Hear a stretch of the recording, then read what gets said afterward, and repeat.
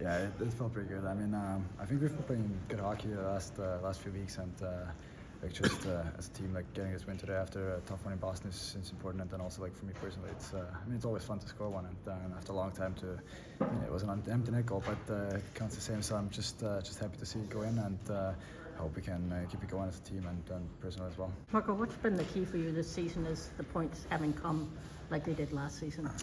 Yeah, I mean, just staying with it every day, just coming to the rink, prepared to work hard in practice, work hard in games, do the little things right, and just stay on top of that. You know, I've watched some video trying to improve things and stuff like that, but every time I go on the ice, try to improve by a little bit and just keep working hard. Last year, you got off to a bit of a tough start too, and then things really took off for you around this time last year. Just, it kind of shows that if you stick with it, that things can turn around. Yeah, I mean for sure. You always gotta stick with it. You can't quit on yourself, can't quit on things and stuff like that. So you just gotta keep your head in it and come to work every day and do your best, I think. It's a feel to see Marco Kasper put one. Yeah, I mean he's been working really hard all year. Maybe haven't gotten the results he's been wanting to, but he works hard. So yeah, good for him. Razor, just talked about the way this game played out tonight, back before the battle. You guys come on top. What do you guys learn about finding ways to win this season? I think we started off really well.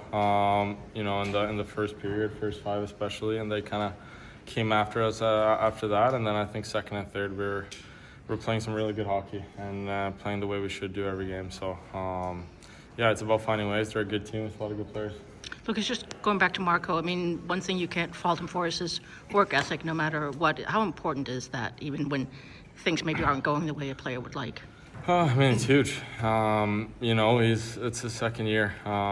It could be a tricky one, and for him, I think that the way he's working, like you said, you see it in games, but practices as well before, after. I think, will pay off. He, just got to be patient and get that confidence back.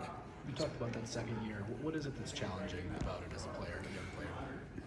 I wish I knew. I think first year you come in, everything's new. You're kind of riding that high and excitement of going into every building is a new building for you to come in, and you're playing against a lot of your childhood idols. In that second year, expectations become different. So, it's tricky, but like I said, it's about doing the right things and.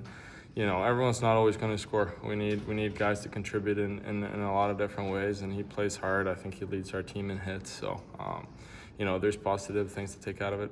Todd, so many of the guys have talked about the work ethic Marco Kasper has shown just over the weeks and months leading to this point, and he's voiced some of the frustration in getting to this point. How satisfying was it for you to see that and then kind of to come home there? Most importantly for Marco. I think... Well, no, I know his game has been coming. Maybe not on the score sheet regularly, but his physicality, his tenacity, his skating, he looks like a different player right now. So I don't know if he hit rock bottom and built himself back up, but he's done a real good job. And when your teammates are still rooting for you, that's important, and the guys are pulling for him on the bench. They have his back. They know he's an important piece on the team, and tonight he got rewarded with some points, goal, but his overall game was impressive. He seems like a very grounded guy, especially for his age. How important is that? At least we don't see that it seems to affect him emotionally. Yeah, I think you have him figured out right. You're around him enough to know that he doesn't get too high or too low, but he's a very proud individual. And I think some of that's held inside.